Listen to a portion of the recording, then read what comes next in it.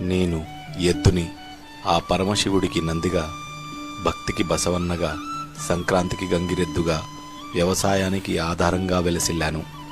నా కష్టంతో రైతు పంట పండించి ఎంతోమంది కడుపు నింపడానికి తోడ్పడ్డాను. నా భుజాలపైన భారాలు మోస్తూ నాగరికతకు నాంది పలికాను. నా దర్పంతో, నా టీవీతో ఇంటికి, ఊరికి గౌరవ కిరీటంగా వెలుగొందాను.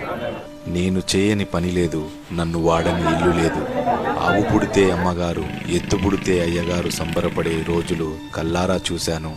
నేను ఉన్న ఇల్లు సుఖశాంతులతో ఉండాలని ఎల్లప్పుడూ కోరుకున్నాను. కానీ యంత్రాల ఉరవడిలో నన్ను దూరం చేస్తున్నారు. పాశ్చాత్య ఆధునికతతో నన్ను వధించి తింటున్నారు. నన్ను వాడుకోవడం చేతకాక భారంగా భావిస్తున్నారు. కొన్ని వేల సంవత్సరాలు ఎద్దులా పనిచేసిన నన్ను వద్దనుకుంటున్నారు. నన్ను కాగితం పైన బొమ్మల, సామెతలలో ఒక చిత్రంగా వర్ణిస్తున్నారు. నన్ను వ్యవసాయానికి దూరం చేయకండి. నా